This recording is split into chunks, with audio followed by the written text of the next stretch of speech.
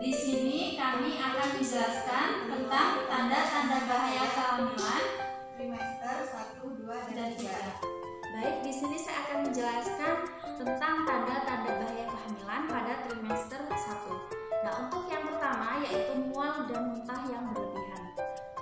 Mual dan muntah ini merupakan kondisi yang normal pada ibu hamil pada trimester pertama.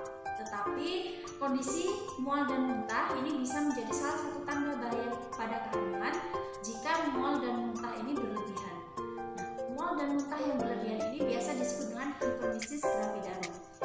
Apa itu hipermesis gravidarum? Hipermesis gravidarum ini merupakan kondisi di mana ibu hamil ini mempunyai kondisi mual dan muntah yang sangat berlebihan dalam sehari, di mana kondisi ini membuat ibu hamil ini lesu dan tidak nafsu makan sehingga bisa menyebabkan penurunan berat badan pada ibu hamil.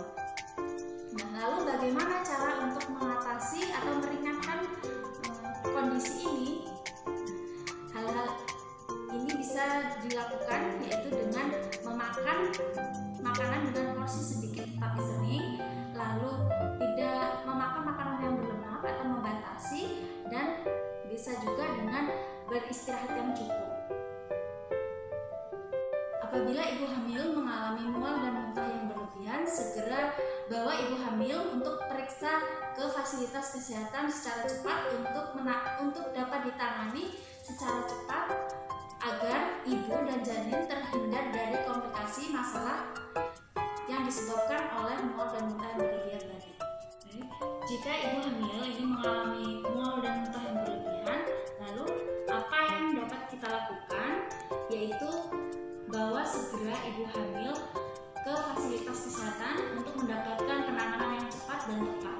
Nah, hal ini bertujuan untuk menghindari ibu dan janin ini mengalami komplikasi karena mual dan muntah yang berlebihan. Lalu yang selanjutnya, yang kedua yaitu perdarahan pervagina. Nah, perdarahan pervagina ini adalah perdarahan yang terjadi pada usia kandungan ini kurang dari 22 minggu, di mana itu merupakan usia kehamilan muda. Perdarahan pervagina ini yang berhubungan dengan kehamilan ini adalah bisa disebut dengan abortus, lalu kehamilan molar, dan kehamilan ektopik.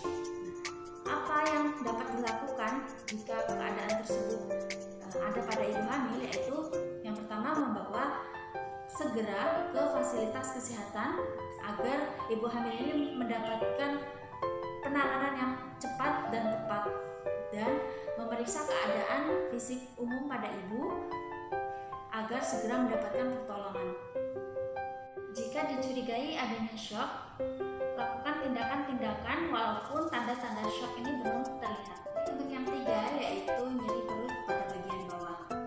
Nyeri perut yang terjadi pada usia kehamilan 22 minggu ini atau kurang kemungkinan merupakan gejala utama kehamilan ektopik dan abortus, atau juga dapat disebabkan oleh sebab lain.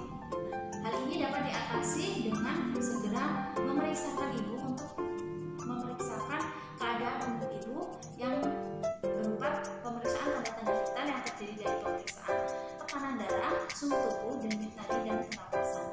Dan apabila dicurigai shock, walaupun belum adanya tanda-tanda shock, ini harus segera dilakukan penanganan dan selalu waspada dan evaluasi ketat karena keadaan ini dapat berubah-ubah dengan cepat.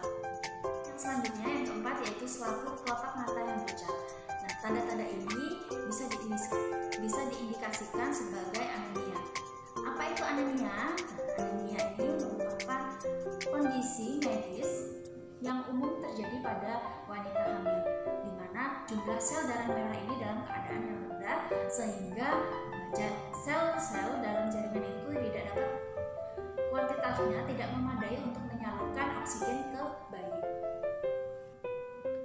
Kondisi ini bisa diatasi dengan meminum tablet zat besi dan istirahat yang cukup.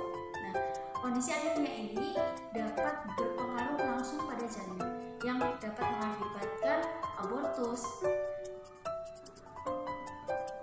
missed abortion, dan kelainan kongenital. Baiklah, untuk tanda bahaya pada trimester 2 yang pertama yakni ada sakit kepala yang hebat. Nah, sakit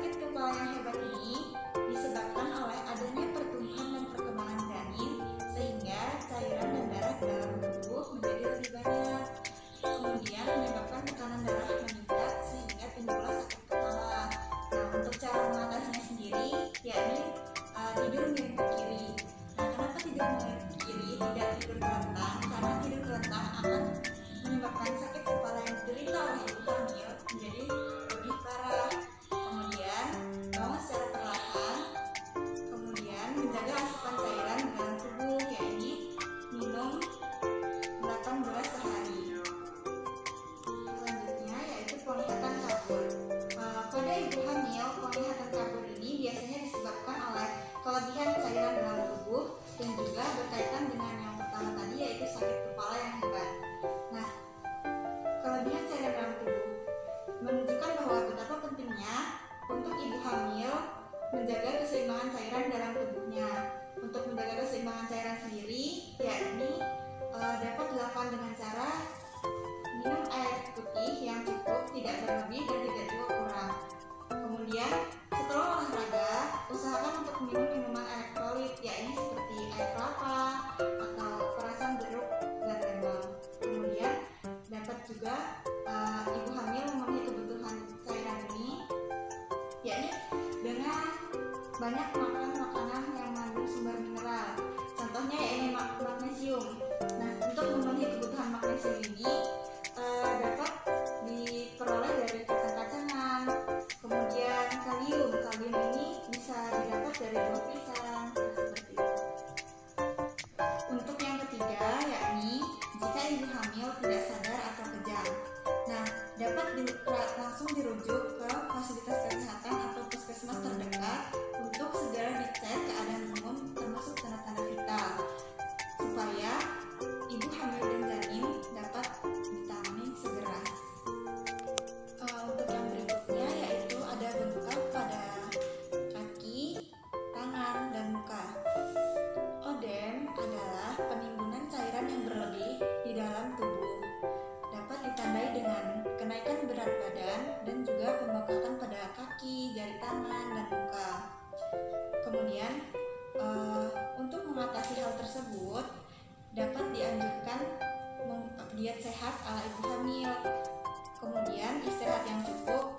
Namun jika keadaan memburuk, dokter mungkin akan menyarankan untuk segera melahirkan bayi demi keselamatan ibu dan bayi. Selanjutnya yaitu tanda-tanda bahaya pada trimester ketiga. Untuk yang pertama yaitu perdarahan pervagina. Nah, perdarahan pervagina ini perdarahan tanpa nyeri pada usia gestasi lebih dari 22 minggu, di mana darah ini merupakan darah kehitaman ataupun darah jernih tanpa bekuan.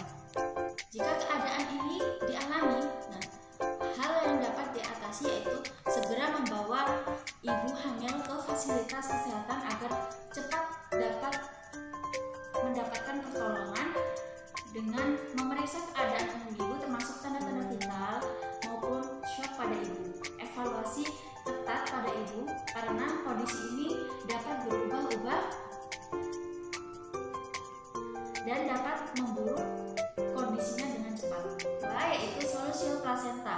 Nah, solusio placenta ini adalah keadaan di mana terlepasnya plasenta yang letaknya normal pada korpus uteri sebelum janin lahir. Yang ketiga yaitu placenta previa.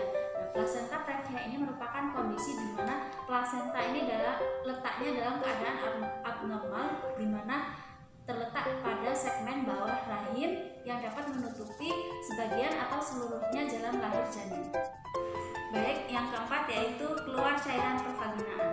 Nah, pengeluaran cairan pervagina pada usia kehamilan lanjut ini merupakan kemungkinan tanda persalinan awal, di mana jika pengeluarannya berupa mukus yang bercampur dengan darah dan disertai dengan mules, ini kemungkinan merupakan tanda persalinan awal. Bila pengeluaran ini berupa cairan, ini dapat diwaspadai terjadinya ketuban pecah janin.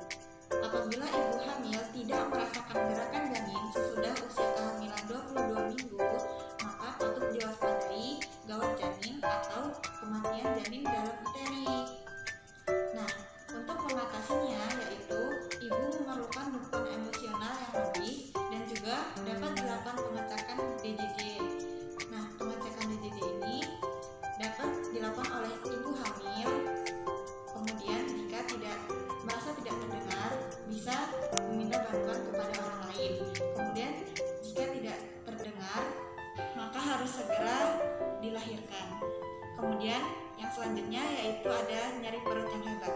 Nah, nyeri perut yang hebat itu terjadi pada ruptur uteri disertai dengan shock, kemudian perdarahan pervaginam dan juga perdarahan pada abdomen.